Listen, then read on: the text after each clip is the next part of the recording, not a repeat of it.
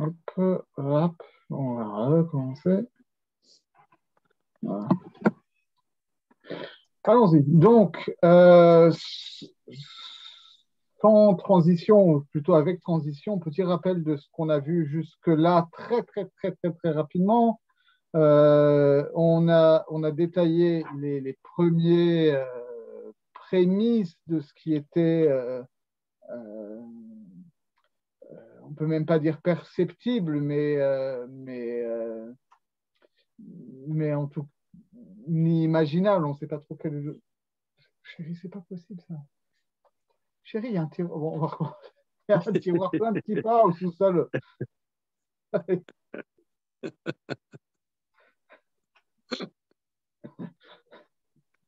y a 200 kippas dans un tiroir au salon, mais il faut bien chercher celle-là.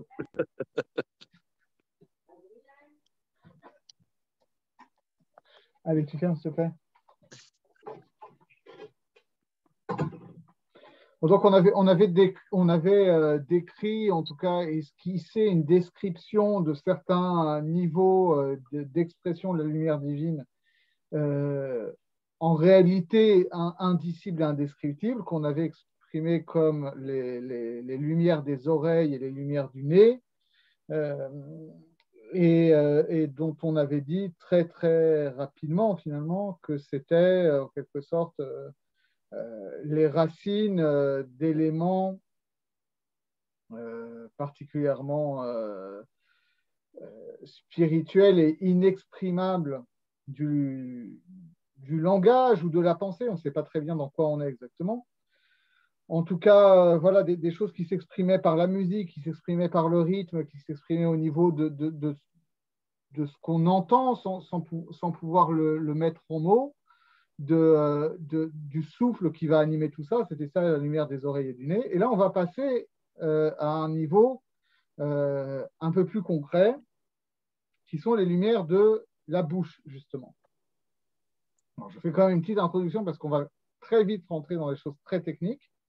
Mais l'idée, c'est un peu ça. L'idée, c'est un peu que jusqu'à présent, on était dans de l'indicible, et quand on va commencer à parler des lumières de la bouche, par définition, on commence à aborder le domaine du disciple, de ce qui peut se dire avec des mots. Euh, et ce qui peut se dire avec des mots, les mots vont être en quelque sorte le réceptacle euh, des niveaux de sens supérieurs dont on a parlé précédemment. Et donc toute la problématique qu'il y a, euh, qui est la problématique fondamentale finalement de tout discours théologique, de tout discours sur Dieu, de tout discours religieux, d'accord, et même fondamentalement, de la problématique de la Torah, la problématique qu'on a une divinité qui crée le monde par le langage et qui parle aux hommes. C'est ça. C'est l'articulation entre ce qu'on appelait il y a 2 millénaires à peu près l'esprit et la lettre, mais c'est vraiment ça. C'est-à-dire en quoi est-ce que le langage qui nous est adressé euh, renferme des niveaux de sens qui sont transcendants par rapport au langage. Parce que le grand danger, ce serait d'identifier Dieu au langage. Ça, c'est un premier danger. C'est de dire Dieu, c'est le langage. C'est-à-dire que le message de la Torah, c'est les lettres de la Torah.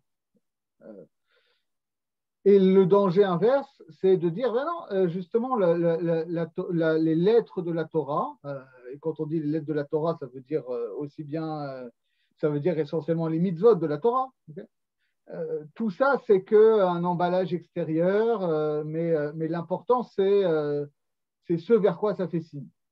Et une fois qu'on a compris ce vers quoi ça fait signe, alors on peut se débarrasser des mitzvot. C'est ça la problématique de fond. C'est ce que et ça rejoint par certains aspects ce qu'Henri Corbin appelle le paradoxe du monothéisme. le paradoxe du monothéisme, c'est ça. C'est qu'à la fois, on ne peut pas dire que on ne peut pas identifier Dieu à un étant suprême, parce que sinon il n'y a plus de transcendance, d'accord? Il n'y a que de l'être là, et finalement la Torah et la parole de Dieu, c'est un fait qui est dans le monde comme n'importe quel autre fait. Et en même temps, on ne peut pas dire que Dieu est absolument transcendant par rapport à tout ça, parce que sinon on se prive d'une saisie. Donc toute la problématique, en particulier notre problématique en tant que littéralement que Bnei Torah, c'est ça, c'est comment on fait pour que ces lettres de la Torah elles aient un sens qui est à la fois transcendant et qui n'est pas détaché de ce qui est dit dans la Torah. Petite introduction générale. Et voilà comment je pense que lui l'exprime. Après qu'on a parlé des lumières des oreilles et du nez, on passe maintenant au dernier degré. Je rappelle, on était dans le Hav de Sag, dans les Te'amim de Sag, c'est-à-dire dans le degré le plus élevé de Bina, au niveau d'Adam Kadmon. Et là, on passe au dernier degré de ces Te'amim du Sag, au Te'amim inférieur. Bon. Ça correspond en quelque sorte à cette malchoute des Te'amim de Sag. C'est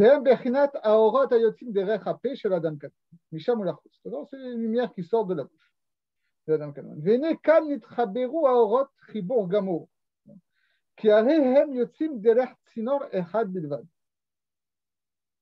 Et ici, ce qui va se passer, c'est que les lumières, où avant on avait deux dimensions qu'on appelait de manière non littérale, pnimi et makif au niveau de la narine droite et la narine gauche, au niveau de l'oreille droite et de l'oreille gauche. Ici, ça sort d'un seul orifice de la bouche, et donc ces lumières-là, elles vont se rencontrer. C'est ça la problématique qu'on va avoir. Je balaye un peu, puis après on va essayer de comprendre un petit peu plus profondément ce que ça veut dire. והטעם כי כל מה שהאורות מתרחקים ומתפשטים למטה, כך יש יכולת להשיגם ולקבלם. ולכך אין חשש אם נתחבקו המקיפים עם הפנימיים. Parce que comme on l'a dit, plus les lumières s'expriment à un niveau inférieur, plus il devient possible de les saisir et de les recevoir. Encore une fois, c'est deux termes qui sont importants. C'est à la fois une problématique de compréhension intellectuelle de ce qui se passe et le fait de le recevoir, de l'intégrer dans sa vie. Il y a un certain degré où ces deux dimensions fondamentales qui sont pnimi et makif, il n'est pas possible de les percevoir ensemble. Et si on descend plus bas, il y a un moment où ces deux dimensions qui sont dégradées par rapport à ce qu'elles étaient plus haut, elles deviennent perceptibles ensemble. Alors, je ne sais pas encore ce que ça veut dire exactement ce pnimi ou makif, mais j'ai envie en tout cas, comme principe de lecture pour l'instant, de reprendre ce que dit le Nefesh HaChaim sur ce sujet-là. Le Nefesh HaChaim, il dit la dimension de pnimi, c'est la dimension en quoi je perçois que Kadosh Baruch Hu, il est présent dans le monde, en quelque sorte. Que Dieu est en moi, que Dieu est proche de moi, etc. Et la dimension de Makif, c'est Dieu en tant qu'il outrepasse le monde, qu'il dépasse ma compréhension, qu'il n'y a aucun rapport avec moi, que ce n'est pas quelque chose que je peux saisir. D'accord ? Et ce qu'on nous dit ici, c'est que ces deux aspects-là, ces deux aspects qui sont fondamentaux de notre rapport à Kadosh Baruch Hu, qu'à la fois, justement parce qu'on est dans ce paradoxe du monothéisme, justement parce qu'on est dans le domaine de la Torah, qu'on est dans le domaine de la révélation, qu'on n'est pas dans le domaine de la philosophie, que ce soit ni une philosophie transcendantale, ni une philosophie de l'immanence comme Spinoza, On est dans les deux. On est obligé de dire qu'à la fois que Akadosh Baruch Hu, il est hors du monde et qu'il est présent dans le monde. Et ça, c'est quelque chose, à un certain niveau primordial, c'est impossible de réconcilier. Où est-ce que ça va se réconcilier? C'est précisément ici au niveau de la dimension de la bouche. Alors, on va essayer de comprendre pourquoi. Et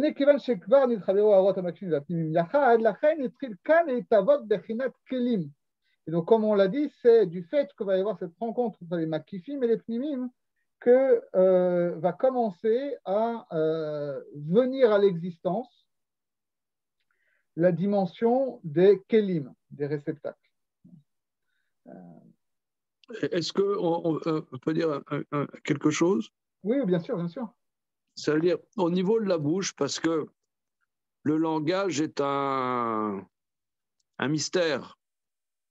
Parce que quand, par exemple, disons, on est habitué au niveau occidental à lire. Les gens ils lisent, tu vas dans une bibliothèque, les gens ils lisent, ils sont en silence. Et nous, quand on étudie, on est dans la parole. Et on a l'expérience que l'étude de la Torah commence quand on parle, quand on commence à avoir un dialogue. Alors c'est pour ça même que les plus grands maîtres, souvent, ils n'ont pas écrit. Ils sont dans la parole. Je vois, par exemple, mon maître, Rav Abitbol, jusqu'à nouvel ordre, je n'ai pas entendu qu'il ait écrit quoi que ce soit.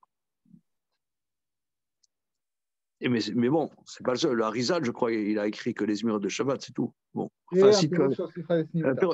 Sur Et un pérouche sur le Sifra des Sniuta. Ah, d'accord. Ok. D'accord. Mais en tout par cas. exemple, effectivement, tu vois que le Gaon de Vilna, il a l'essentiel de son écriture, c'était sur les textes du Zohar et du Sefer Yetzirah. Et tout ça, il l'a écrit avant 40 ans. Il a dit, ce que j'ai compris après 40 ans, je ne peux pas le mettre par écrit. Ce n'est pas possible de le mettre par écrit. Ah. Alors, mais par contre, l'expérience qu'on a quand on étudie, et d'ailleurs c'est ce que la surprise des séances qu'on a eues jusqu'à maintenant ensemble, c'est que même si on a préparé le texte, c'est en parlant que, alors moi comme ça j'entends le ribour de Ormakif et de Orpnimi, c'est à la fois, ça prend une réalité ici-bas, et d'un autre côté ça nous dépasse, parce que c'est des lumières qui sont bien plus hautes que les capacités qu'on a nous, qui sont portées par le langage qui nous dépasse quelque part. Le langage, on croit que c'est moi qui parle, mais pour une raison que j'ignore, quand on parle, quand on échange, eh bien, il y a des dévoilements, il y a Sunis, que quelque part, c'est dans une réalité, puisque Davar, c'est aussi une chose, on donne une réalité à la chose, et à la fois, il y a des dévoilements qui sont plus élevés que ce qui était avant de l'avoir parlé. Est-ce que ça a à voir un peu avec ça? Moi, j'ai l'impression. Oui, je pense que ça a à voir, parce que comme on va le voir justement, la question, c'est de savoir quelles sont les dimensions supérieures qui se dévoilent dans le langage, et plus précisément dans ce qu'on va appeler le dibour, justement. Ouais. Et d'ailleurs, on peut voir, le discours. Et on peut voir que, à part Saussure, il n'y a pas le linguiste qui n'est pas juif, quoi. Moi, il se trouve que j'ai pas mal bossé sur Wittgenstein ces derniers temps. Ouais, ah bon, ah d'accord. Et Wittgenstein, allez, soyons fous, faisons un petit excursus sur Wittgenstein. Pitch my Wittgenstein en 5 minutes. Non, c'est très intéressant parce que Wittgenstein,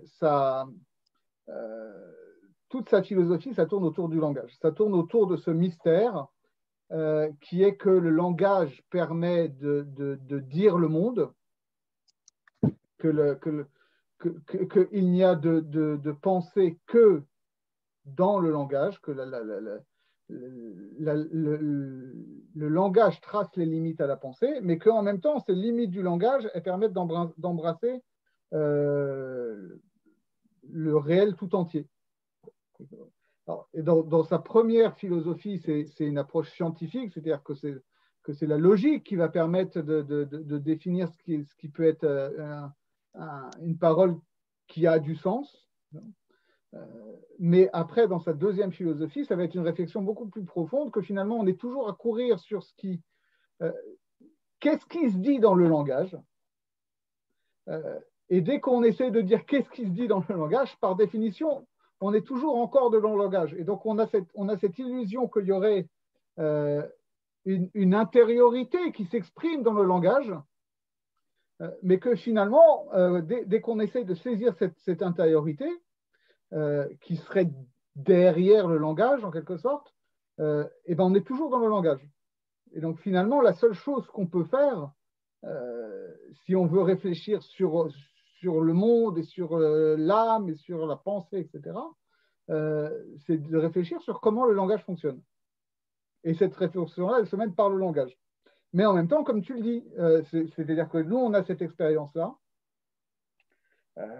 qui est très particulière au Limoud quand même, qui est que paradoxalement, quand on croit qu'on est dans l'intériorité de la pensée, en fait, on est dans une immanence de soi à soi et ça ronronne très bien tout seul et on n'en sort pas vraiment et on croit qu'on a compris. Et quand on se met à parler, qu'on essaye d'exprimer cette pensée à l'extérieur dans vraiment un élément du langage concret, pas de notre langage privé, quoi, du vrai langage. Alors, à ce moment-là, en Kabbalah, on dirait qu'il y a une sorte de hamshacha, c'est-à-dire que cette dimension qui est plus basse va aller tirer des choses qui sont beaucoup plus hautes. Voilà, ouais. Et c'est ça qui est très spécial. Pourquoi ? Parce on dirait presque, on dirait presque les mots. Il y a une dialectique qui, au niveau de la pensée seule, reste en potentiel et qui va pouvoir s'exprimer de manière magique, en quelque sorte. Enfin, peut-être magique, c'est pas peut-être le terme, mais qui est génitrice, parce qu'elle elle féconde quelque chose qu'on ne soupçonnait pas avant, ouais. qui est à l'intérieur, mais qu'on ne soupçonnait pas. Voilà. Et alors que, pourtant, Mistama, c'était déjà là, mais c'est ça qui va être justement la dimension du Keli. Et Voilà. c'est ça qu'il est en train de nous dire, c'est que la dimension du Makif et la dimension du Pnimi, elles existent avant, mais ça reste stérile parce que ça ne va pouvoir se rencontrer qu'au niveau du langage et ça va se rencontrer parce qu'il va y avoir un Keli qui va être porteur de ça. Et ce Keli, comme il va le dire, ça va être les lettres, ça va être les mots, ça va être le dibour, quoi.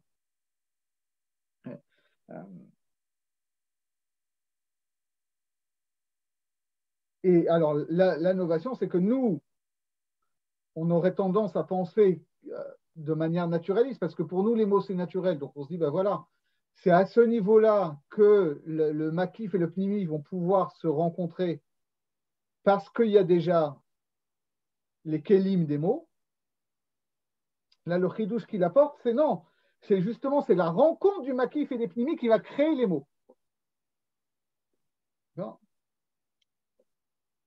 Alors, ça va être à la fois, ça donne une réponse de d'où ça vient les mots, d'où ça vient le dibour, ça vient de cette rencontre du makif et du pnimi, mais la question, ça va être, ok, mais maintenant, comment ça marche? Pourquoi ça crée ça?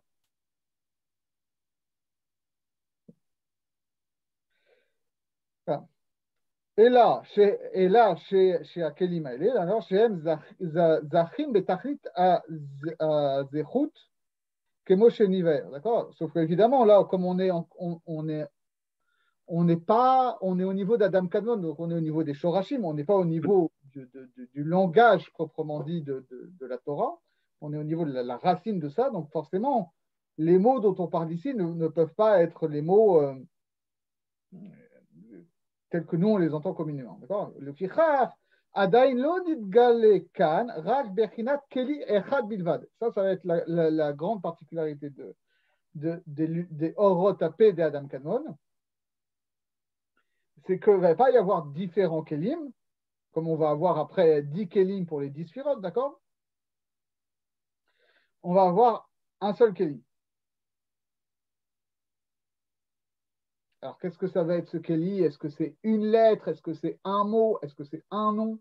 Euh, on peut comprendre qu'effectivement, comme par la suite, le,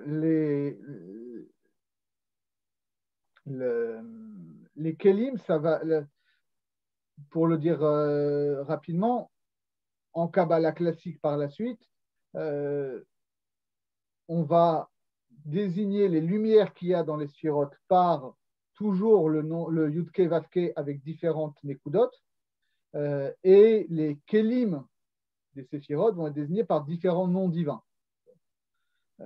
Donc on comprend que les Kélim, ce sont des noms qui expriment un concept, un attribut, etc. Et toute la problématique justement de la Kabbalah par la suite, ça va être de comprendre le Yichud Hashem, l'unité d'Hashem à travers ses différents noms, à travers ses différents attributs, à travers ses différentes manifestations. Sachant que ces différents attributs expriment son essence. Et ici, on nous dit, bon voilà, il y a potentiellement déjà la différenciation en 10 sphirotes, puisqu'on l'avait déjà vu avant, on l'avait déjà vu au niveau des oreilles. Mais si on nous dit il n'y a pas encore 10 kélim pour 10 sphirotes, il y a un seul kéli. Donc, en quelque sorte, il y a un seul concept, un seul attribut, un seul nom divin qui contient toutes les lumières divines, qu'on ne nous dit pas, pour le coup. Qu'on ne nous dit pas parce que justement, comme tu disais à propos de Saussure, nous, notre langage, il fonctionne parce qu'il a une structure. Une structure, ça suppose différents mots et différentes fonctions des mots dans la phrase, etc. Un langage avec un seul mot, c'est à peine un langage. C'est la prémisse du langage. Je ne sais pas si c'est le cri primal ou quelque chose comme ça, ou si c'est juste le nom divin en tant que tel. Est-ce que c'est le hu des soufis? C'est un truc comme ça. Mais en réalité, c'est ça dont on nous parle. C'est clair. Au niveau des lumières de la bouche, toutes les potentialités de la lumière divine vont s'exprimer dans un seul kéli, autrement dit, dans un seul mot, dans une seule lettre.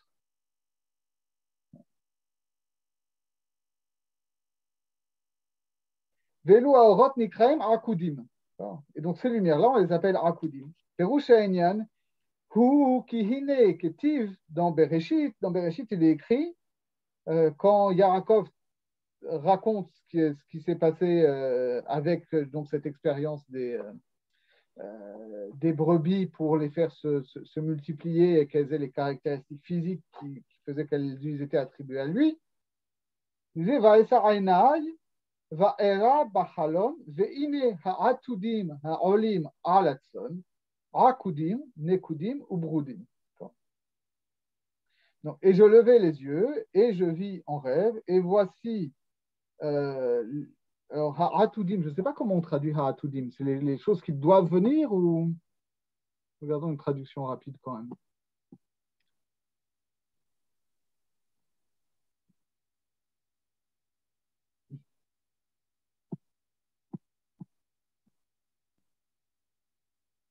Mais 31, c'est ça? Ouais. 31, 10.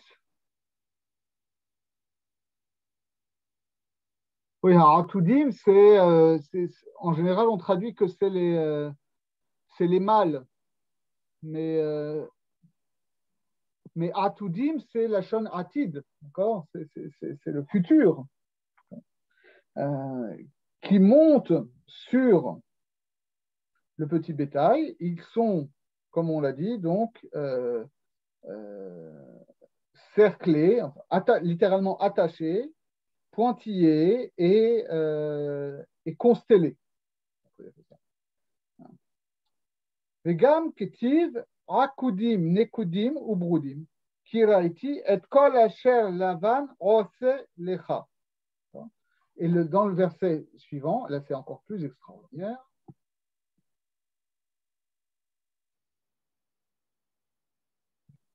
Donc ça, tout ça, c'est dans le rêve de Yaakov.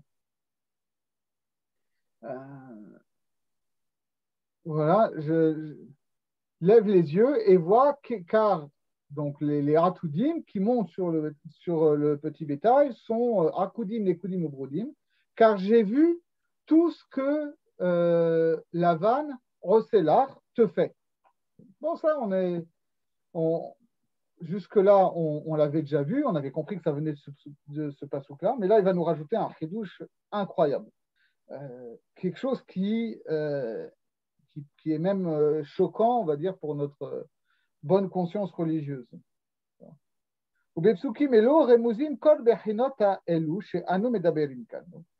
ces versets-là, il y a en remèze toutes les dimensions dont on est en train de parler actuellement. Qui lavan, écoute ça Gérard, qui lavan, husod, lovan alyon, asher kodem el kol ha'atzilut hazeh, והוא היה עושה כל אלו הבחינות, שהם עקודים, נקודים וברודים. Lavan, le grand méchant Lavan, en réalité, c'est le nom de la blancheur suprême qui est en amont de tout ce dont on est en train de parler, c'est-à-dire de ces lumières de la bouche et ensuite de tout ce qui va être le Orlam Anekudot et le Orlam Atikoun, etc. D'accord? לצורך האצילות שיצא לאחריהם, אשר הוא נקרא בשם יעקב. Tout ça, il va être fait, d'accord? Tout ce système d'Arkudim, d'Ekudim ou Broudim, c'est pour finalement constituer ce qui va être la Hatzilut par la suite, que l'on va appeler Yaakov, d'accord? C'est-à-dire que Yaakov va être une désignation du monde de Hatzilut. De Hatzilut, pardon. Eh bien, on nous dit que Lavan, c'est la dimension supérieure, c'est la dimension de Keter. En général, on dit ça. Ou c'est cette dimension qui est dans Adam Kadmon, en amont même des lumières de la bouche. Donc Lavan, le grand méchant, le grand salaud, Bikesh La'akor et Takol, on nous dit dans la Haggadah, eh bien, son sens le plus profond, c'est de faire référence à une dimension du divin qui est supérieure à la dimension de Yaakov et qui est la racine de toutes les dimensions dont on parle. Mais c'est complètement... C'est iconoclaste, j'ai envie de dire. Et d'ailleurs, les Mefarshim, ils s'affrontent à ça. Ils se disent, mais comment c'est possible? Et Lavan, c'est un méchant. Nanana. Et qu'est-ce qu'il propose? Alors, il y a deux réponses.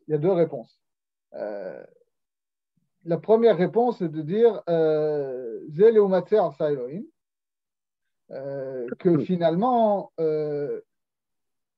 notre Lavan, notre méchant Lavan, est l'expression de la dimension suprême de toute cette structure du réel du côté du mal.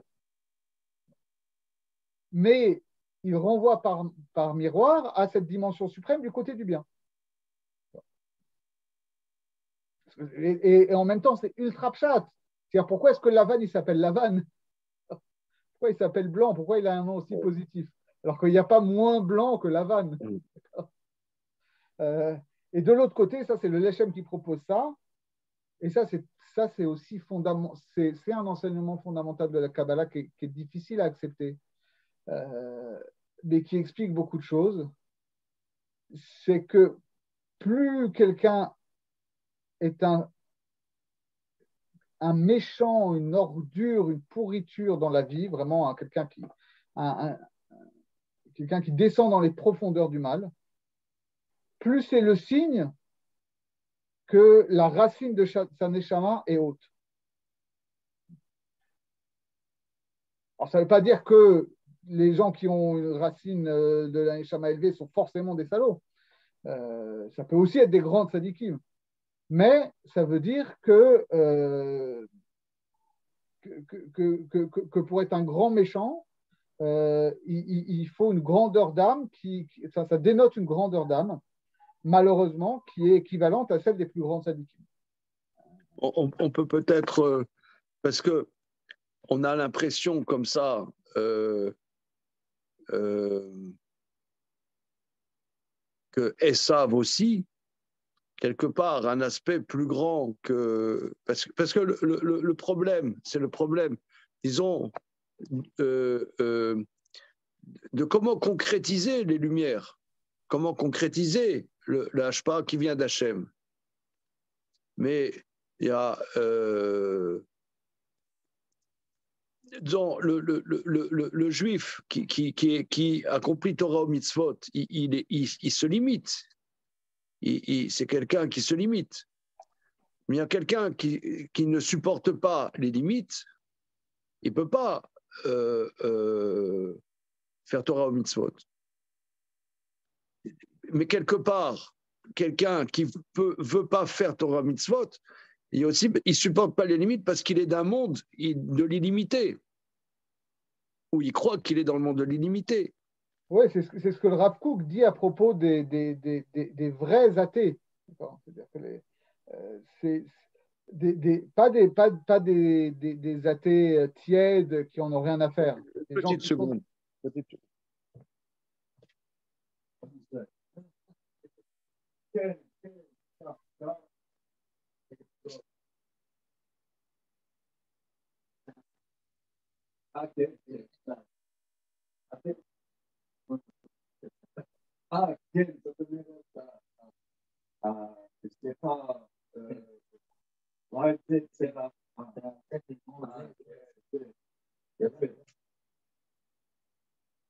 Slicha, pardon.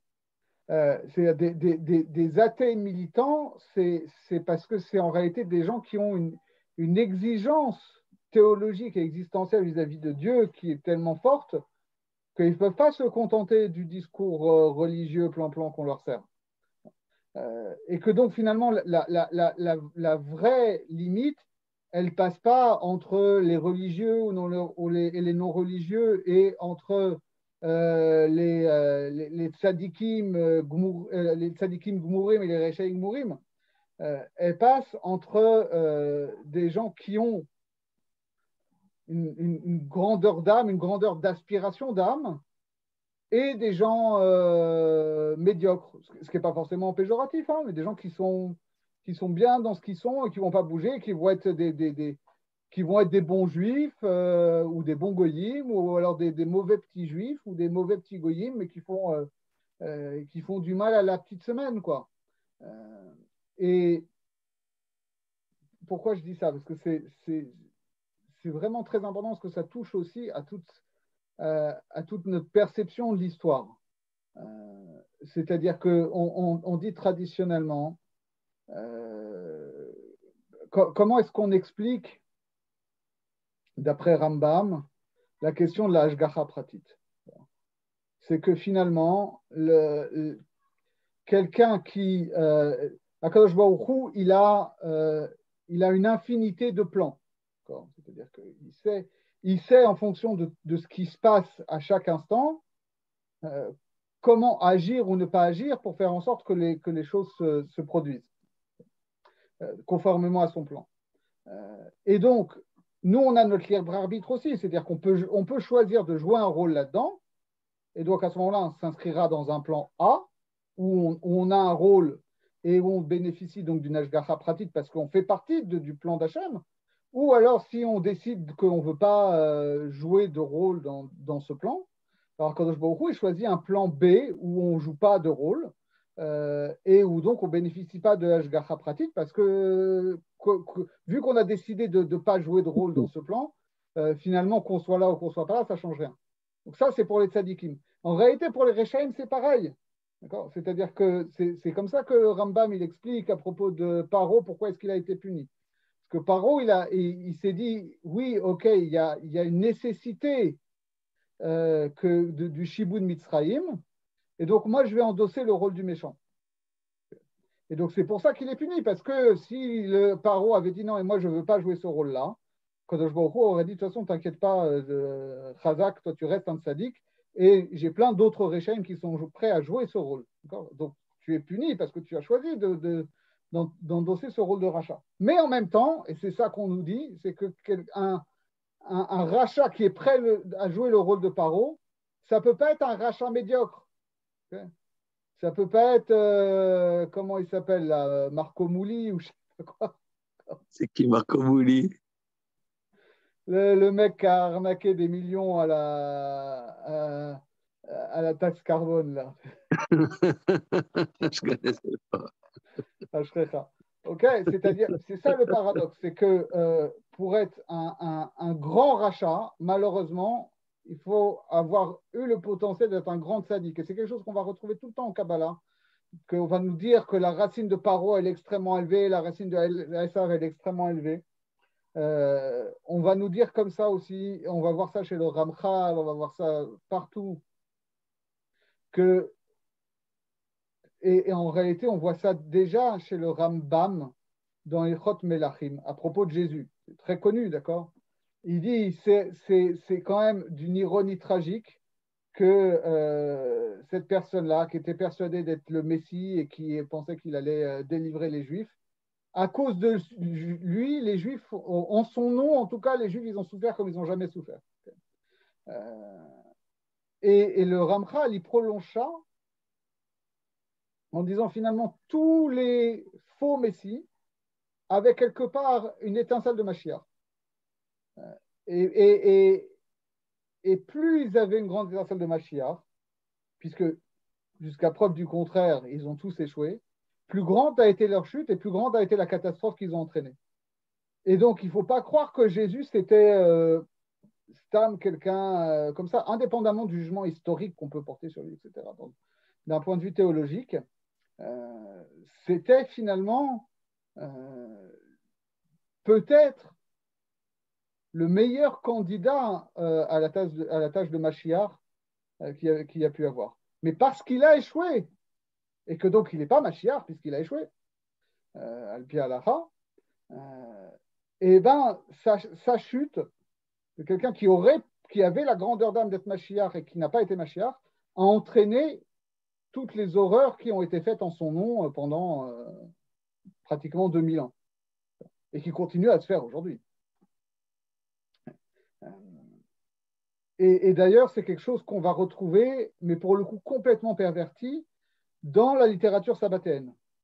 C'est-à-dire que la littérature sabbatéenne, qui elle justement va aller dans le sens que tu disais, c'est-à-dire que tout ce qu'il y avait à faire al-pi à Torah au mitzvot, ça y est, c'est fait, c'est fini, le boulot il est fait, et tout ce qui reste à faire, c'est le travail du Mashiach qui doit aller dans la transgression et dans la Avera pour aller chercher les dernières traces du tikkun. Eh ben, c'est particulièrement frappant dans un texte sabbatéen du 8e siècle, qui s'appelle Va'avo Hayom El Harayin, qui est un texte très bizarre, qui se lit a priori comme un texte de Kabbalah, mais qui renverse complètement tout. Et ça, en tout cas, moi, la caractéristique principale que j'ai vue dans ce texte-là, c'est qu'on nous parle que de dimensions extrêmement élevées en amont de Hatzilut, au sein du Ein Sof lui-même, et tous les référents bibliques sont des Rechaïm. C'est-à-dire, c'est Lavan, c'est Paro, c'est Bilham, c'est Esav, etc. Et donc, le drame sabbatin, ça a été ça. Ça a été de faire de cette idée que, oui, il y a un degré de transcendance qui a un potentiel égal pour le mal et pour le bien, et que finalement, le rôle du Mashiach, c'est de l'exprimer par le mal.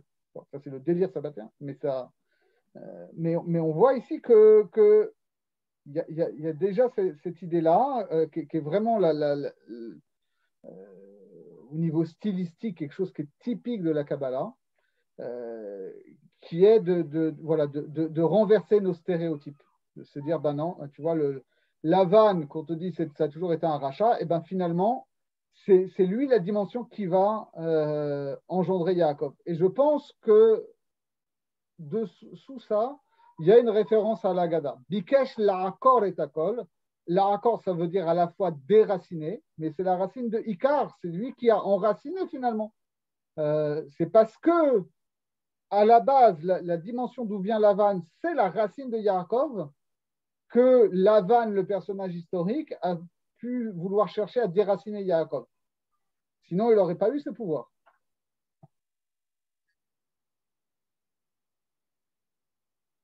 Donc, Veithil Barakoudim, donc pourquoi est-ce qu'on, dans l'énumération, on commence par Akoudim, Nekoudim Beroudim, Shem, Orot Ayotim Minaté, chez Adam Kalman, Ashabaem, Itril Gilou Yavayat Akelim, Yot Eser Orot Aelu, Pnimim, Makifim, Mechoubarim, Mekusharim, Yachal, Betor Keli Echad. Donc c'est ça, Akoudim, ça veut dire c'est ficelé ensemble. Voilà, exactement. Toutes les lumières vont être liées ensemble, comme dans Akedat Yitzhak, d'accord? C'est évident que d'ailleurs, je n'ai pas vu de commentaire chat là-dessus, mais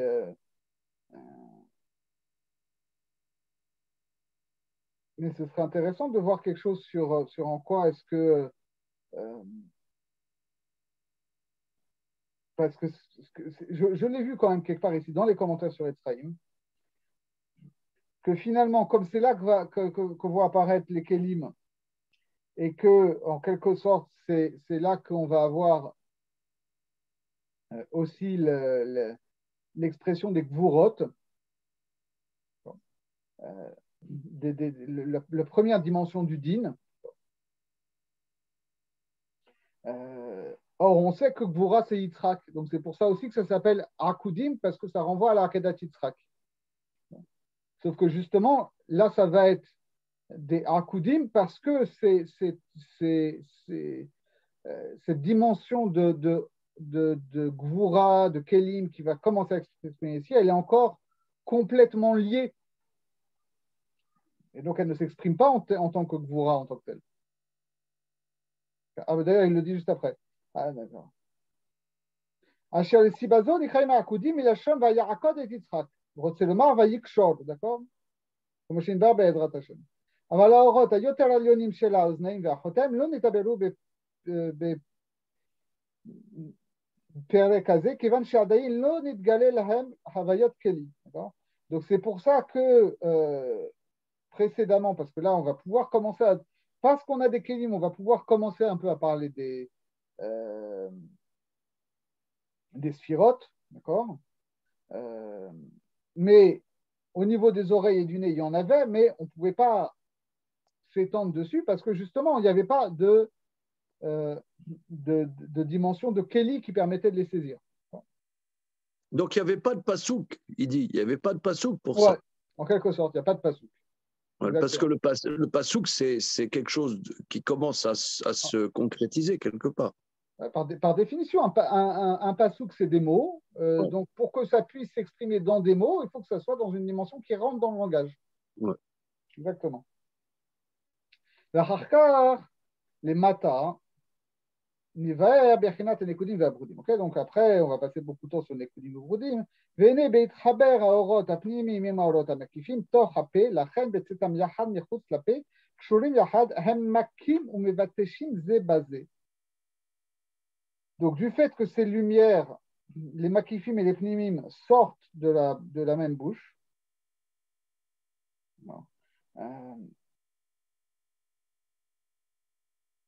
alors elles s'entrechoquent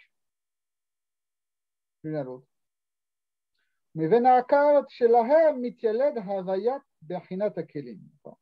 Donc ça veut dire quoi cette histoire des lumières qui s'entrechoquent? Parce que ça aussi, ça va être un concept très très opérant dans la Kabbalah. Cette notion de Betisha. Betisha, c'est le fait qu'il y a deux dimensions qui s'entrechoquent. Ça veut dire quoi qui s'entrechoquent? C'est que contrairement à ce qu'on avait au niveau des oreilles et du nez, c'est des dimensions qui sont en quelque sorte opposées, et qui vont se rencontrer. Et de cette rencontre-là vont naître, si on peut s'exprimer comme ça, des étincelles.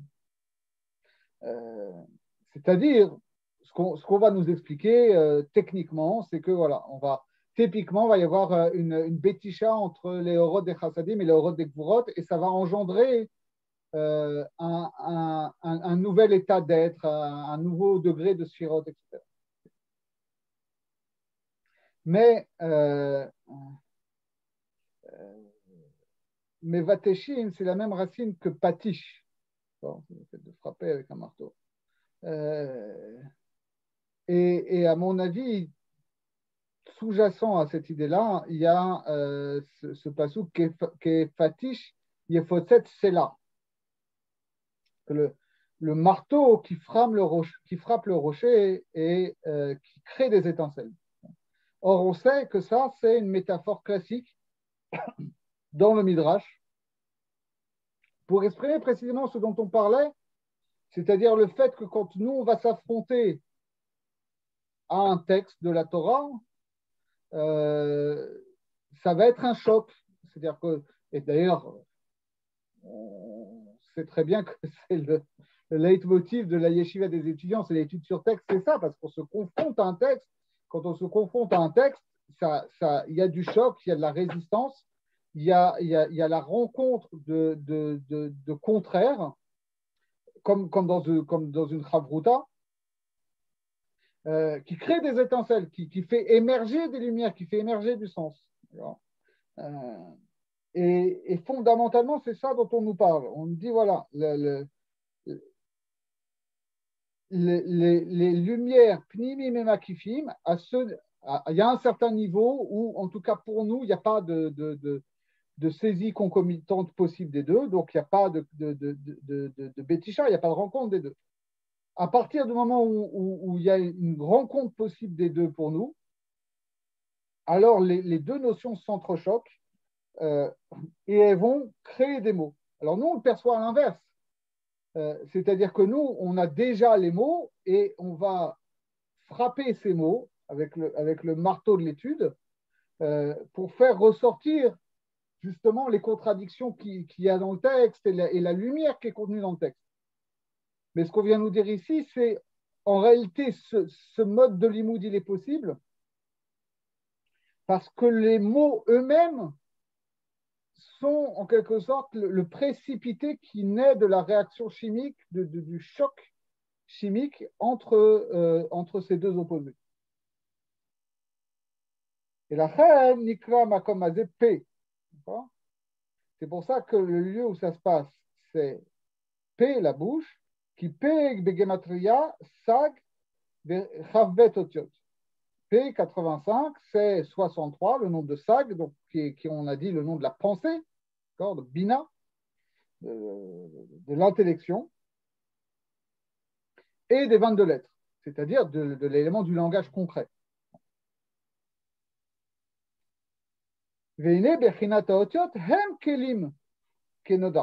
Parce que justement, les lettres, c'est ça les kelim.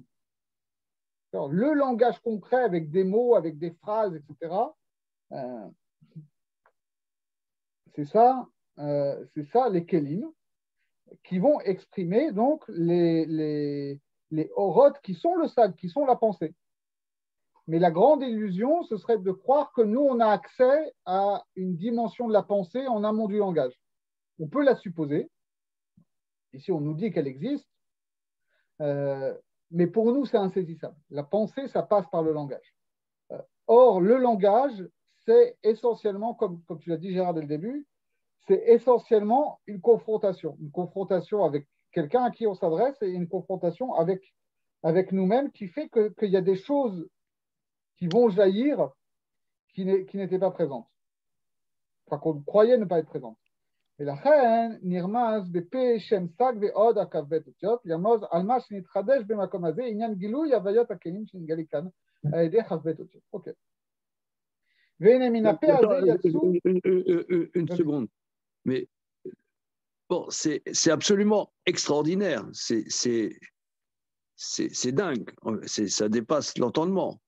Mais d'où il a appris que P, c'est Sag et 22. Comment?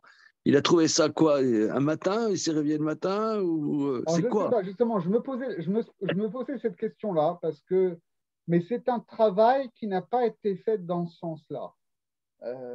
Mais c'est à peu près sûr que toutes les choses qu'il dit là sont dans Zohar.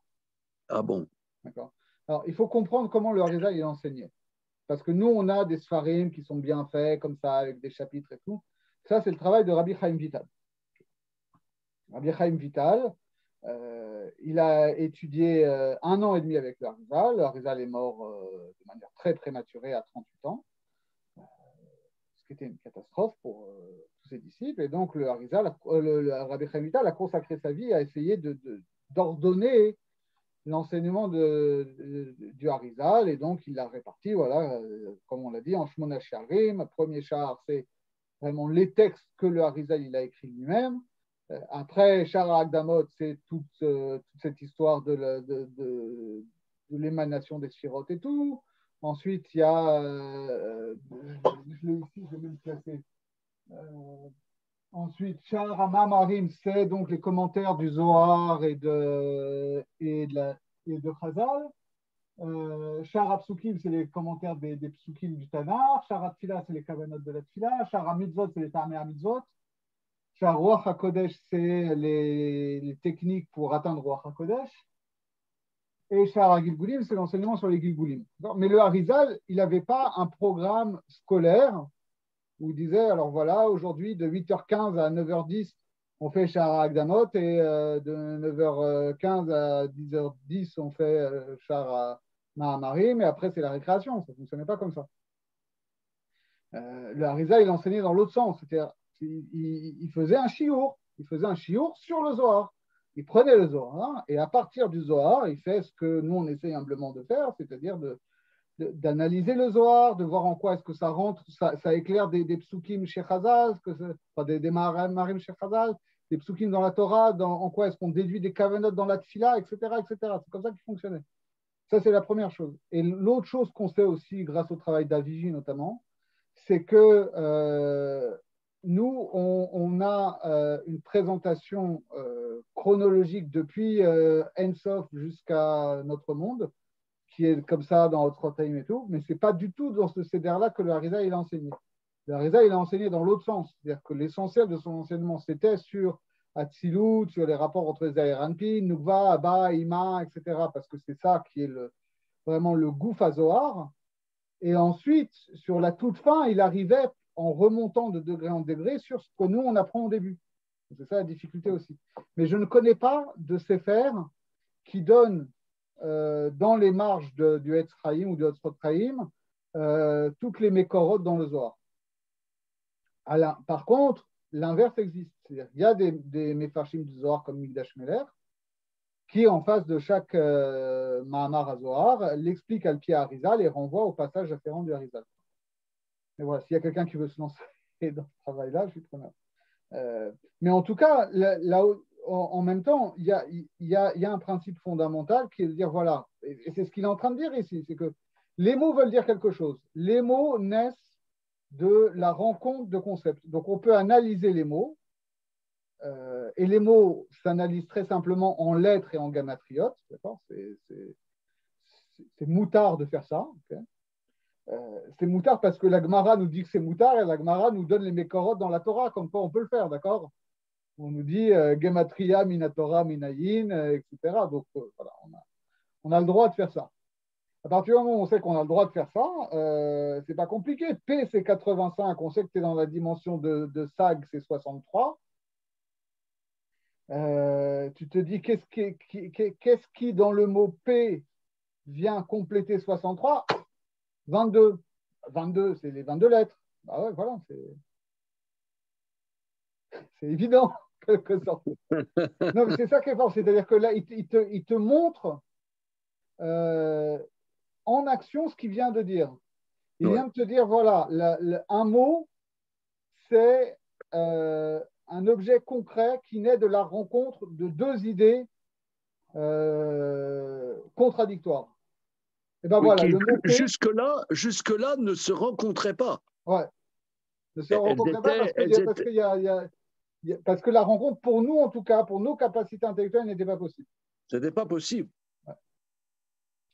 Mais ici, ça se rencontre. Et tu le vois, bah, ça se rencontre très simplement dans le mot P, qui est justement cette union de la pensée et des lettres. Parce que c'est ça tout le mystère du langage. C'est complètement dingo qu'avec des trucs qu'on fait avec des organes de chair, avec des cordes dans la gorge et un bout de muscle qui gigote et deux bouts de chair un peu pendant comme ça, qu'on arrive à créer des bruits, bon d'accord, mais que ces bruits-là soient créateurs de sens, soient créateurs de société, et expriment de la transcendance. C'est complètement fou.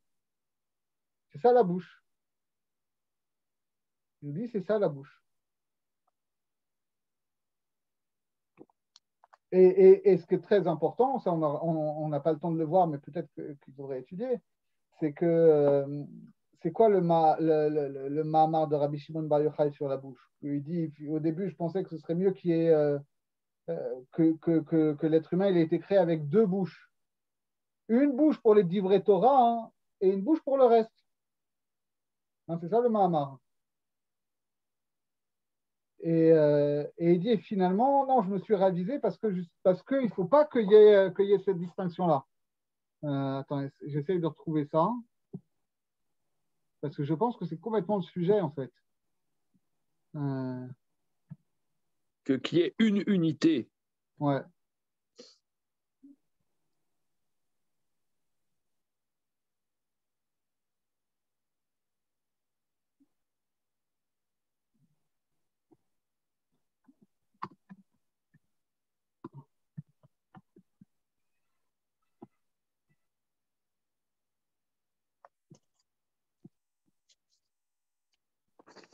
Je retrouve, mais bon.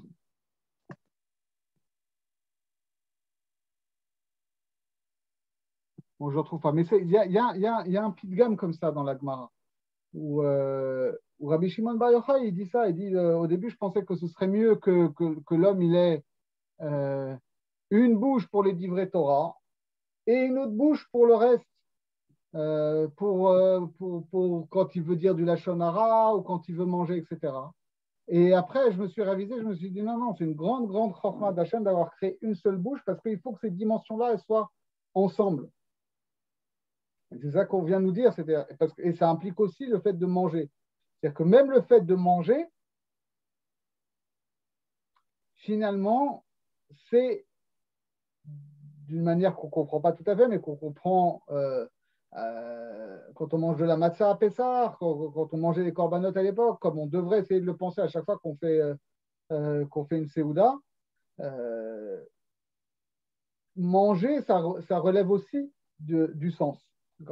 Et que justement, c'est dans la bouche que se crée ce rapport très particulier entre la transcendance et la matérialité. Et ça passe par le langage, ça passe par la nourriture. Et de fait, on le voit bien que la bouche, c'est l'interface privilégiée entre l'extérieur et l'intérieur. C'est là que notre intériorité va s'exprimer à l'extérieur et que ce qui est extérieur va rentrer et va devenir dans notre intériorité. Il y a quelque chose de beaucoup plus intime presque au fait de manger que d'écouter. Parce que quand on écoute, oui, il y a quelque chose qui rentre. Il y a quand on écoute de la musique, quand on écoute des paroles, il y a quelque chose qui rentre, mais il n'y a que la dimension intellectuelle, on va dire, ou spirituelle qui rentre. Alors que là, quand on va manger, c'est le matériel qui va rentrer en nous et qui va être assimilé, qui va se transformer en quelque chose qui va être notre propre être. C'est je cite toujours ça, vous m'excuserez, mais j'adore ce Chidushé Agada du Maharal. Le Maharal, il dit dans Chidushé Agadot, dans Masechet Baba Batra Perek Asfina, à propos de toutes les les Haggadot du Léviathan. Il dit, bon, on connaît la Haggadah du Léviathan, que les Hati de Lavo, les Tzadiki vont manger la chair du Léviathan. Et il dit, les gens ont une compréhension un peu matérialiste de manger. Ils croient que manger, c'est manger de la nourriture comme ça. Mais il dit plus profondément, c'est quoi l'acte de manger? C'est le fait de prendre un élément qui est étranger à nous, qui est différent de nous, et on va l'absorber, et ça va devenir une partie de nous, et ça va venir combler un manque chez nous, et ça va nous porter à un degré de perfection supérieure.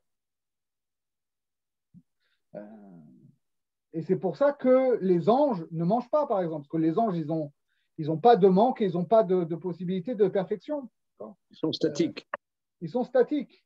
Alors que, dit le Maharal, le Léviathan, c'est une créature qui n'est pas matérielle, mais qui existe, qui n'est pas une pure métaphore, qui existe dans notre réalité, qui est une réalité, merci ma chérie, qui est une présence, qui est une présence dans le monde, et qui est la créature la plus parfaite que Akadosh Baruch Hu a créée.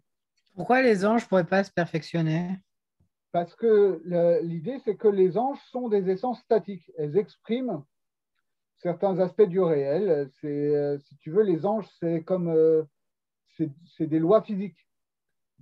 Bah, donc c'est pas pas par, alors, tu peux dire pas par eux-mêmes, mais c'est pas pour ça qu'ils peuvent pas évoluer. Mais sauf que s'ils évoluent, ils deviennent autre chose en fait. Et c'est pour ça qu'on te dit que finalement Dieu passe son temps à détruire et à créer de nouveaux anges. Parce que un oui, mais ange, du coup, tu peux quand même, c'est un concept, c'est une définition. Même si ça change, il y a quand même du coup une évolution. Il y a quand même une causalité entre les deux. C'est tout à fait le sujet. C'est-à-dire, d'après ce que nous, on voit là, l'évolution, elle vient d'une confrontation. L'évolution vient d'une confrontation. Mais l'ange, qui est, je ne sais pas qu'est-ce que c'est, mais c'est un être spirituel. Je ne sais pas qu'est-ce que c'est un être spirituel. Mais disons, il n'y a pas, là, il y a des dimensions, il y a cette batisha, là, c'est un choc. Quand toi, tu dis de manger,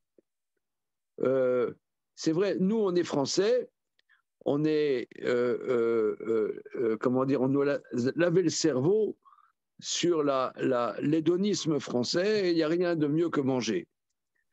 Mais il y en a qui disent, par exemple, que la veille de Yom Kippour, on doit manger parce que c'est une souffrance de manger. C'est le Harizal qui dit ça. Il dit finalement c'est un inouï de notre partie spirituelle. Voilà, mais c'est une mitzvah. Mais c'est une mitzvah. C'est une mitzvah, mais c'est une souffrance. Parce que cette confrontation est épuisante. Mais elle est essentielle parce que c'est ça qui nous fait progresser. Alors, voilà, c'est ça. Ce que tu disais, Arthur, en réalité, c'est une marloquette entre Tanaïm, entre Rabbi Ishmael et Rabbi Akiva. À propos de l'Echem Avirim. La manne, elle est qualifiée de l'Echem Avirim dans la Torah. Hein, et Rabbi Ishmael, il dit parce que c'est le pain, c'est la nourriture des anges. Et Rabbi Akiva, il dit non, mais les anges, ils ne mangent pas. Donc l'Echem Avirim, c'est une nourriture qui va complètement s'assimiler aux membres du corps. D'accord, c'est le jeu de mots entre soit Avir, c'est comme Avir Yaakov élevé, donc c'est les anges, soit c'est Ever, c'est les membres. L'Echem Evarim. Donc c'est une nourriture qui va complètement s'assimiler dans les membres et qui ne va pas faire de déchets. Mais Nachinami, c'est-à-dire que Rabbi Ishmael, il a une conception que les anges aussi, ils peuvent évoluer en perfection. Mais en réalité, ça c'est c'est une question profonde sur laquelle j'avais déjà parlé il y a très très longtemps. C'est dispo encore en vidéo, je pense, quand on avait fait cette journée d'études sur les addictions. Tu te rappelles, Gérard, c'était en quelle année ça? Les addictions, ça fait comment dire, 2004, 2014, un truc comme ça. Non, avant même, non, je ne sais plus. il y a très longtemps. C'était avant qu'on parte de. Avant qu'on parte de Kadesh, je pense que c'était en 2010, ça va faire 7 ans 2012. ça va faire 7 ans qu'on est parti de Kadesh, ça doit faire 8 ans. Je n'étais même pas encore sur Paris. J'avais fait. Et donc, la question des addictions, c'était comment est-ce qu'on peut guérir des addictions, comment est-ce qu'on peut se changer, etc. Et moi, j'avais fait un petit exposé sur cette question-là, sur qu'est-ce qui change quand je change. Parce que finalement, si je change, je ne suis plus moi. D'accord. Et donc, bon, je vous le fais court, mais l'idée, c'était de dire que finalement, cet ego, ce référent de l'identité humaine est finalement une instance vide qui peut recevoir une diversité de contenus. Et que la capacité unique de l'homme, c'est cette liberté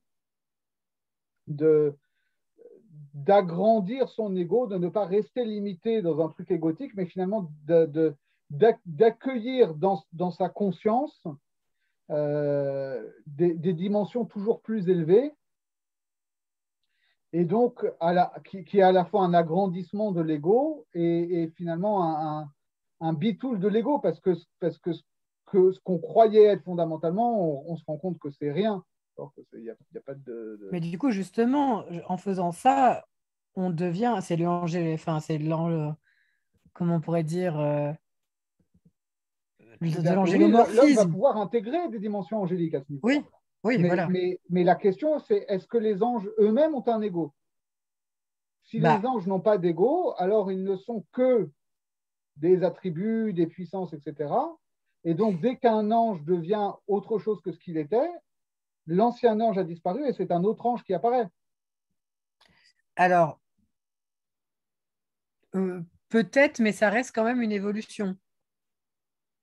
Oui, mais s'il n'y a pas, c'est ça la problématique. Quel est le principe de persistance dans l'identité d'un ange? Vaste question. Oui, et puis ça dépend les anges, là, je dirais aussi. Hein. Oui, parce qu'on a certains anges qui, pour le coup, sont persistants, comme Michael, Gabriel, Raphaël, Uriel, etc. Et du coup, le Relouka des Rabanan, c'est encore angélique ou pas? Chaluka des Rabanan, a priori, c'est.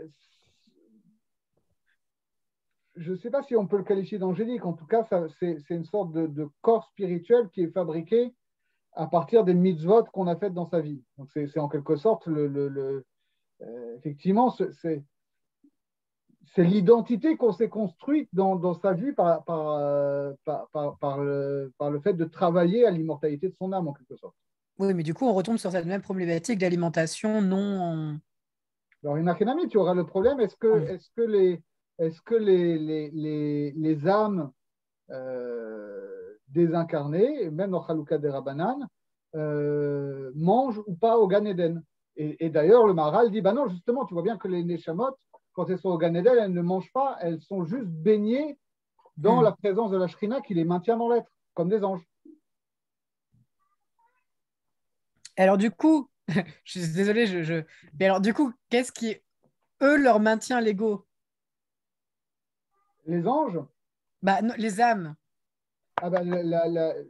Alors, c'est ça la question, c'est est-ce qu'il y a une persistance de l'ego après la mort?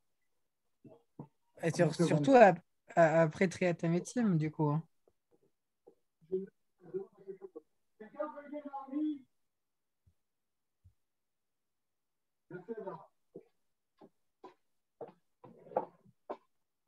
Bon, les aléas. Alors, c'est ça, bon, je ne veux pas qu'on passe trop de temps dessus, même si c'est une question passionnante, mais c'est ce que dit justement le Malbim dont on parlait la dernière fois, que la grande problématique de la résurrection des morts, c'est justement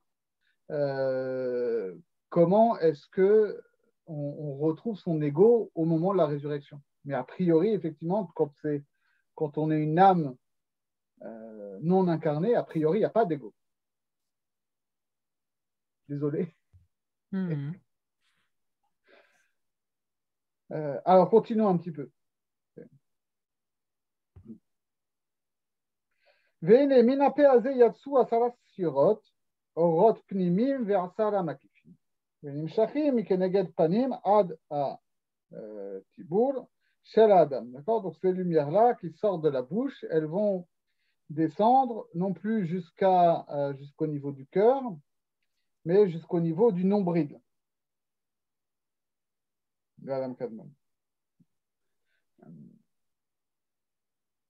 C'est-à-dire, encore une fois, à ce qui va être la jointure entre Tiferet et Malchut. Donc, justement, ça va être cet enjeu-là, cet enjeu de l'union entre Tiferet et Malchut, entre ces deux aspects du divin dont on a déjà parlé. Et c'est peut-être pas innocent que ça s'appelle juste que ça renvoie au nombril, puisque on sait bien que le nombril est une autre bouche. Le nombril, c'est par là qu'on se nourrissait, par là que c'est pas. Le bébé est nourri par le nombril. Voilà, le bébé est nourri par le nombril. Aujourd'hui, l'essentiel de nos échanges avec le monde extérieur se fait par la bouche. Quand on est in utero, l'essentiel des échanges se fait au niveau du nombril. Et le nombril, en tout cas plus précisément la zone ici entre le cœur et le nombril, c'est aussi ça qui fait la séparation entre les parties hautes et basses du corps qui réfèrent traditionnellement à la partie spirituelle et matérielle. D'accord ? C'est ici que les choses se jouent. D'accord ? Pas seulement le rapport entre notre tête et notre cœur, mais le rapport entre notre cœur et notre estomac.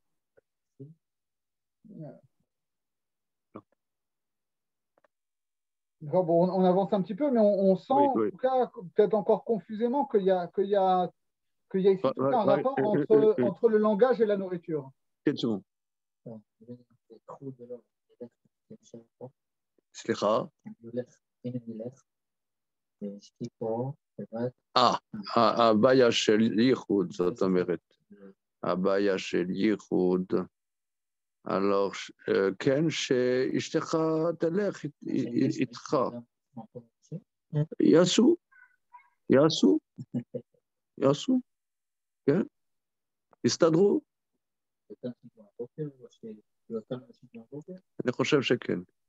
לא בטוח, אני לא... excusez-moi. וזהו עיקר האור, אבל גם כן הוא מאיר דרך הצדדים בכל סביבות האדם הזה, על דרך הנזכר לאל, באורות האוזן והחותם. Donc bon, là on retrouve encore une fois ce qu'on avait dit, que là on parle essentiellement de la dimension de Yosher, dans la lumière de la bouche, mais il y a aussi une dimension de Haïgoulim, comme on avait vu pour la lumière des oreilles et du nez. Mais encore une fois, il dit que ça existe, mais il ne nous en parle pas. Vene beozam lechotam lo hayu rak shte bechinot shel vehem pnimim ve'amakifim. On a vu qu'il y avait oreille droite, oreille gauche, dimension de makif et dimension de pnimi, et c'était que deux dimensions. Aval kan bape nirfelu abechinot. Donc les dimensions, elles vont être doublées. והיושתאים שהן 4, כי הם בחינת אורות וכלים, והאורות נכפלו בסוד פנימי ומקיף, והכלים בסוד פנימי וחיצון. Parce qu'on a, avant on n'avait que pnimi et makif. Et encore, c'était potentiellement. Et maintenant, on va avoir non pas 3 dimensions comme on aurait pu croire qui va être pnimi, makif et keli, mais on va avoir pnimi, et makif pour les lumières, et au niveau des kelim aussi, on va avoir keli pnimi et keli chitzon. L'intériorité du keli et l'extériorité du keli.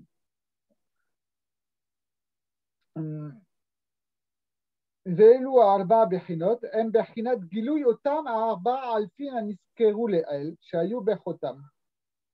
Vous vous rappelez de ça? La dernière fois, on avait vu que il y avait un début de construction de 4 aleph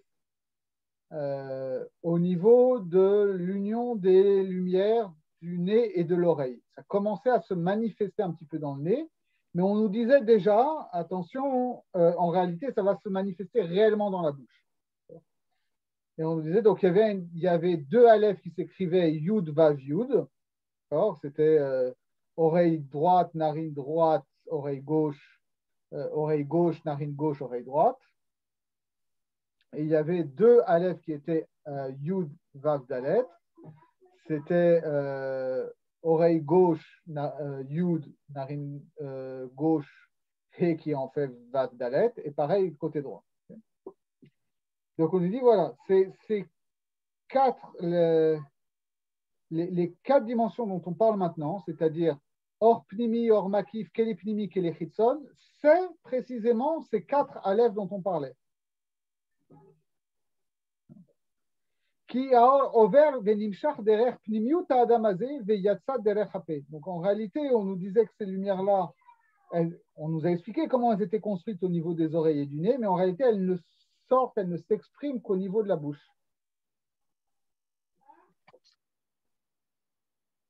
Alors pour l'instant, ce n'est pas clair du tout, on déblaye.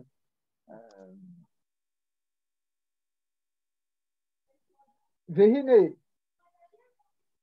השני אלפין שציורן יוד וו יוד הם האור פנימי ומקיף ושני אלפין שציורן יוד וו דלת הם שתי בחינות הכלים פנימי וחיצון.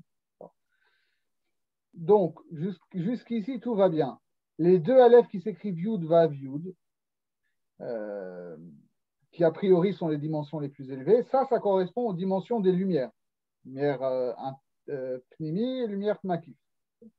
Et les 2 aleph qui s'écrivent Yud, Vav, Dalet, qui sont plus les dimensions basses, en tout cas descendantes, ça c'est la dimension des Kelim. Dans Yud, Vav, Yud, c'est les oreilles qui prédominent, dans Yud, Vav, Dalet, c'est le nez qui prédomine. Donc on comprend. C'est-à-dire que l'oreille, c'est plus au niveau du sens, et le nez, c'est plus au niveau du souffle. Donc on comprend que les orodes qui vont être le sens vont être au niveau de Yud, Vav, Yud, et les kelim, les lettres qui vont être le souffle structuré, ça va être Yud, Vav, Dalet. Velu avar bechinot em etzmam bechinot shnei haoznaim u'shnei nekavei achotam shenitgalu kan bepe. C'est là qu'il introduit quelque chose qui est un peu spécial. Il dit finalement, ce qu'il faut comprendre aussi, c'est que ces 4 dimensions-là sont elles-mêmes la dimension des 2 oreilles et des 2 narines qui se révèlent ici au niveau de la bouche. Kimina ozen yamin nimshach a or veyatsa derech hape besod or makif. Mechotam yamin nimshach veyatsa derech hape besod or pnimi.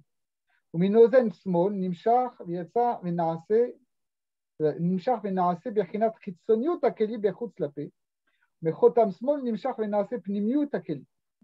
Alors reprenons, parce qu'au début il nous a dit Yud Vav Yud, c'est-à-dire oreille, nez, oreille, ça c'est les orotes. Et Yud Vav Dalet, c'est-à-dire oreille, nez, nez, ça c'est les kelim. Et maintenant il nous dit autre chose. Il nous dit que j'ai perdu ma page. Je suis plus à la même page. Il nous dit que de l'oreille droite vient Or Makif, de la narine droite vient Or Pnimi,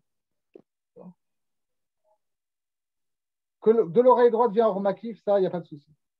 Mais de la narine droite vient Or Pnimi, alors qu'on aurait attendu les Kelim.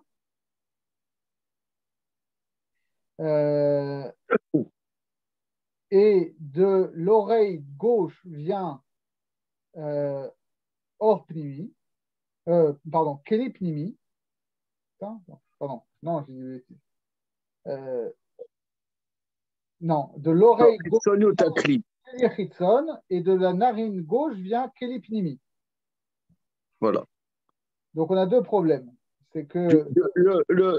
Du droite, il y a le or, Chitsoni, Voilà. et Makif et Pnimi, ça c'est de la droite.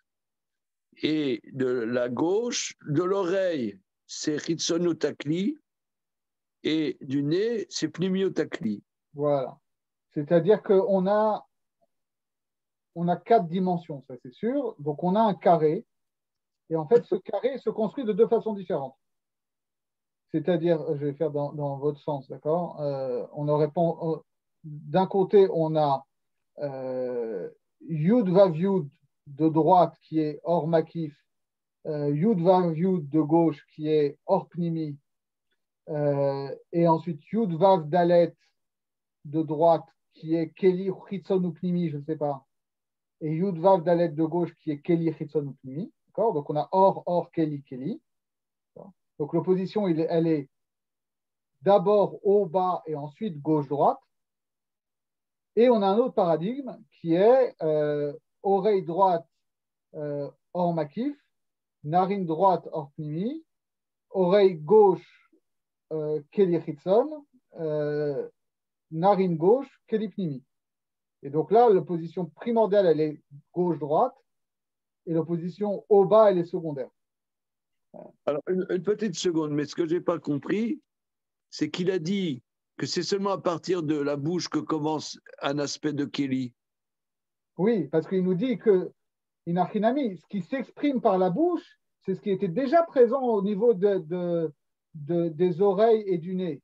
C'est-à-dire en potentiel, voilà. Mais à partir du moment où ça s'exprime par la bouche, ça révèle une dimension de Ritsono, de Pnimio, de Keli qui était au niveau de l'oreille et de la narine, mais qui n'existait pas en tant que tel. Voilà, parce que ça, justement, c'est ce qu'on essaye de nous dire, c'est que cette dimension du Keli, elle vient de la rencontre au niveau de l'orifice unique de la bouche, de ces lumières polarisées des oreilles et du nez qu'on avait, qui étaient jusqu'à présent séparées. On avait Pnimi et Makif des oreilles, Pnimi et Makif du nez, qui étaient séparés, donc il n'y avait pas de Keli, mais comme maintenant tout ça s'exprime par la bouche, ça s'exprime justement par ces 4 Aleph. Et c'est pour ça que le Aleph, c'est la première lettre, et en même temps, elle a une forme si peu simple. Parce qu'on a parlé d'autres lettres avant. On a parlé du Yud, on a parlé du Vav, on a parlé du He, qui pour nous sont des lettres, mais au niveau où on en parlait, étaient finalement seulement des traits, des rythmes, des séparations, des jonctions, etc. Ce n'était pas des lettres. La première lettre, c'est Aleph, mais par la complexité de son écriture, par la composition de son écriture, elle montre que toute lettre est une concrétisation de la rencontre d'opposés. Et je pense que la difficulté qu'on a dans la contradiction qu'on a là, entre un carré où c'est or, Keli, Keli, et un carré où c'est or, Keli, on va la retrouver en réalité bien plus tard, quand on va parler de Abba et Ima et de Israël Saba ou Dvuna. C'est-à-dire qu'on a le schéma classique avec Chorma et Bina, ça tout le monde connaît. Et chez le Harizal, ça va devenir un système qui est Abba et Ima. Et en réalité, on va nous expliquer, on verra dans le détail, que ce Abba et Ima, c'est un carré. C'est-à-dire que ce n'est pas Chorma égale Abba et Bina égale Ima. C'est qu'en réalité, Chorma, c'est Abba et Israël Saba ou Dvuna. Et Bina, c'est. Non. Chorma, c'est Abba et Israël Saba. Et Bina, c'est Ima et Dvuna. On peut le concevoir comme ça. Le carré, on peut le concevoir comme ça, d'accord? Mais on peut le concevoir dans l'autre sens aussi. On peut dire que Chorma, c'est Abba et Ima. Et Bina, c'est Israël Saba ou Dvuna. Donc, on va retrouver cette Itralfout, comme on va l'appeler, au niveau de Abba et Ima. Et ça va être la dimension fondamentale de Abba et Ima. C'est que Abba et Ima ne vont pas être deux pôles comme ça qui sont distincts et qui s'opposent, mais qui vont s'interpénétrer. C'est-à-dire que c'est là les Shtaim She'en Arba dont il nous parle. C'est-à-dire qu'à partir de ces deux pôles de Abba et Ima, on va avoir un carré où chacun des membres des carrés est finalement le produit de la multiplication des deux éléments. Et, il est fort possible que derrière ça, le Harizal, il ait une lecture de la toute première Mishnah de Yetziot HaShabbat. D'où vient cette expression Shtaim She'en Arba?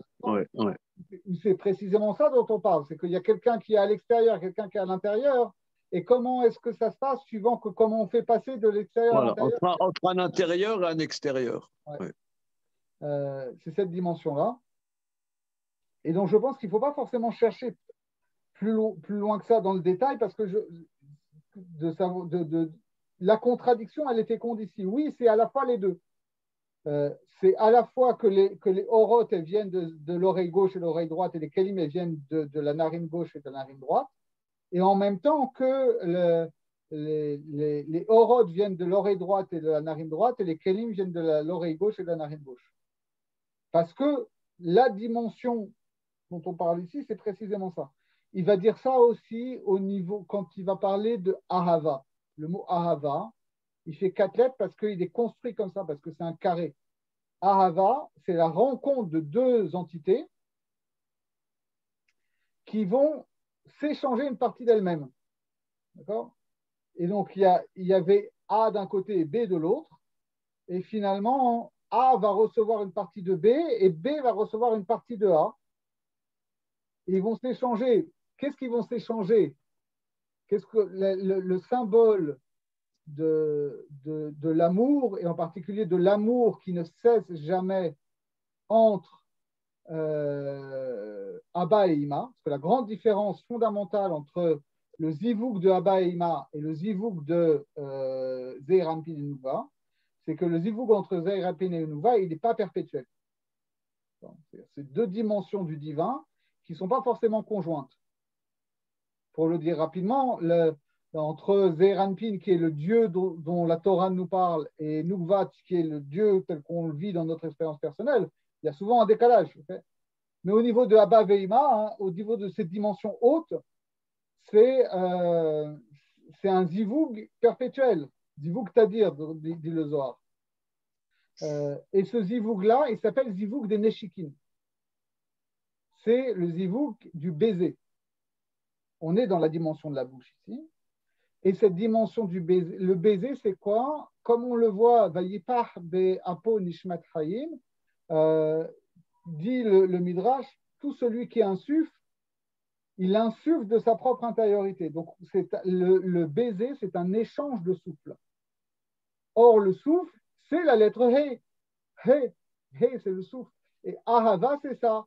C'est le souffle du Aleph et le souffle du Bet qui vont faire que le Aleph et le Bet vont s'interpénétrer. Et c'est ça dont on nous parle ici. C'est ça, cette dimension de la paix, du P ici, de la bouche.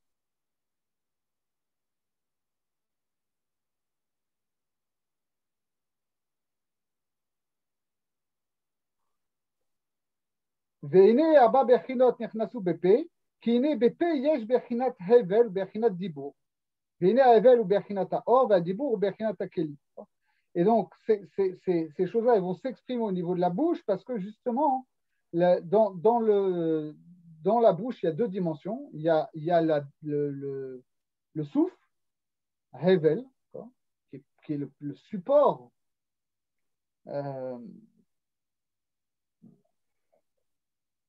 et c'est l'élément continu dans le discours, et le dibour qui va être la structuration du discours. Le dibour, c'est ça. Le dibour, c'est le fait que le langage, il est découpé en phrases qui sont découpées en propositions, qui sont découpées en mots, qui sont découpées en lettres. Ça, le dibour. Le hevel, c'est l'élément de continuité du langage qui est derrière. Donc, c'est ça qui dit que le hevel, c'est la dimension de la lumière, et le dibour, c'est la dimension du keli.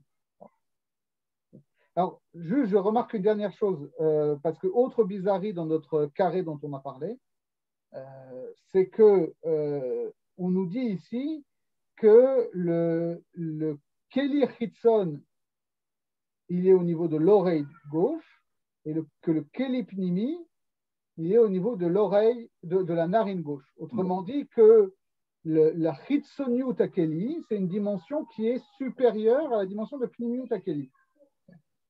Or, ça pose un peu un problème quand même. Parce que ce qu'on dit typiquement, c'est que oui, Or Makif est une dimension supérieure à Or Pnimi, puisque Or Makif, c'est ce qui outrepasse les capacités du Keli.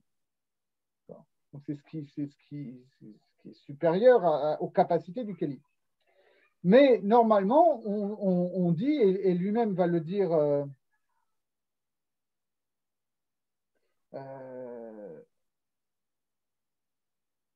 il va le dire après, il y vient. On a ce problème-là, c'est que normalement, le Kelipnimi, il est plus raffiné que la Chitsoniut Akeli. Et là, on a l'impression que c'est l'inverse. Il va le dire un petit peu après. Bon, alors j'anticipe, mais on verra après. Mais en tout cas, c'est une question qu'on a. Venim Sakia Hevel Aelion. Non, pardon, j'ai sauté un passage. Vene Yesh BP Hevel Vedibur Aelionim Belechi Aelion. Vehevel Vedibur Tartonim Belechi Tahaton. Il dit, dans la bouche elle-même, on retrouve cette double dimension qui est en fait une quadruple dimension. Il y a une dimension du souffle supérieur et du discours supérieur au niveau de la mâchoire supérieure, et il y a un Hevel et un Dibour inférieur au niveau de la mâchoire inférieure. Nimsa ki Hevel Ayan hu or maki vatahaton ou or pnimi. Dibour Ayan hu keli achitson vatahaton ou pnimi. Ve'orot shehem ha'evelim hem beyamin ape. Ve'diburim shehem ha'kelim hem betzmol ape. Alors là, on ne comprend pas trop ce que ça veut dire, sauf à le comprendre à la lumière de ce que j'ai expliqué tout à l'heure au niveau du carré créé par Abba et Ima. Parce qu'en réalité, c'est ça que ça veut dire aussi. C'est-à-dire que cette mâchoire supérieure et cette mâchoire inférieure renvoient, ensuite, on va le voir, au niveau de la Tzilut, justement, à Chochma et Bina. C'est-à-dire que le langage va être ce dialogue amoureux perpétuel et cette rencontre conflictuelle en même temps entre Abba et Ima, et que c'est ça qui crée le langage. Et que donc il y a une dimension dans le langage qui relève d'un registre supérieur de Chochma et d'un registre inférieur de Bina. Aussi bien au niveau, alors là, qu'est-ce que ça veut dire? C'est pas très clair, mais aussi bien au niveau du souffle qu'au niveau des mots. Alors ça, je ne sais pas ce que ça veut dire exactement, mais ça renvoie peut-être déjà à cette idée que à la fois le langage, c'est ce vecteur d'unité extraordinaire qui permet l'échange, qui permet l'interface entre l'extérieur et l'intérieur, qui permet la rencontre entre l'immanence et la transcendance, etc. À la fois, c'est un facteur d'unité et qu'en même temps, il n'est jamais univoque. C'est-à-dire, ne crois pas que parce que tu as réalisé l'unité du pnimi et du makif dans le langage, alors tu as résolu la contradiction. Non, au final, toute parole a toujours déjà un double sens. C'est comme ça que j'ai envie de lire cette idée que finalement, dans chaque dibour, il y a un dibour alion et un dibour tarton. Il y a un evel alion et un evel tarton. Il y a une dimension de bina qui est le discours rationnel qui est effectivement qui a l'air de s'exprimer dans la bouche, puisqu'on a bien vu que depuis tout à l'heure, quand on a commencé au niveau des Oznaïm et du Khotam, on était dans bina, on est dans ça, donc on est dans bina, on est dans la pensée qui peut s'exprimer en discours. Mais là, il ajoute quelque chose de plus profond dont il n'avait pas parlé jusqu'à présent. Derrière ça, il y a toujours un double fond de Chokhmah qui est quelque chose qui est à l'arrière-plan du discours, qui est de l'ordre de l'intuition, qui est au niveau de ce qu'on a dit, dont on ne pouvait pas parler, qui est cet arrière-plan intuitif du discours qu'on ne pourra jamais exprimer et qui en même temps s'exprime. C'est ça qui s'exprime à travers le discours. Ce n'est pas le discours lui-même, ce n'est pas le sens de ce qu'on dit, mais c'est le sens du sens de ce qu'on dit. Et quand on veut te dire, mais c'est pas ça que tu voulais dire.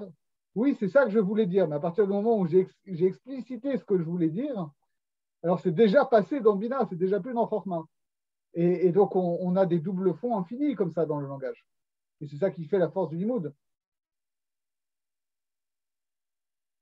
Voilà. Bon. Alors, encore un point, ça veut dire BP Evel Vidibur Elionim Belachia Elion, Evel Vidibur Tartonim Belachia. Venimsa Ka Evel à Elion ou Or Makiv, à Tarton ou Or Pnimi. Encore, là, c'est cette contradiction. C'est que le Or, le Makif est supérieur, Vidibur Elion, Kli Chitzon, va Tarton ou Kli Pnimi. Que le Kli Chitzon, il est le Kli Chitzon est en vis-à-vis du Or Makif est supérieur au Kli Pnimi. Ouais. Tu l'as dit. Ouais. Mais on reste pantois. Ouais. C'est le sujet du prochain Pérec. Ah d'accord, ah oui, d'accord. C'est le sujet du prochain Pérec. Okay. Alors ça va être spécial, hein, mais c'est d'après le sujet du prochain Pérec. Ok, on s'arrête là pour cette fois-ci. Bon, Khazak. On se revoit, Bezrat Hashem, mardi, qui sera la veille de Tarnit Esther. La veille de Tarnit Esther, c'est ça. Okay. Ouais. Donc ça ne saute pas à cause de Purim. C'est bon. Ok, Khazak. Super. Écoutez, merci de votre fidélité. Ah, merci à toi. Merci. Et puis à la semaine prochaine. Merci. Bonne soirée. Salut. Bonne soirée.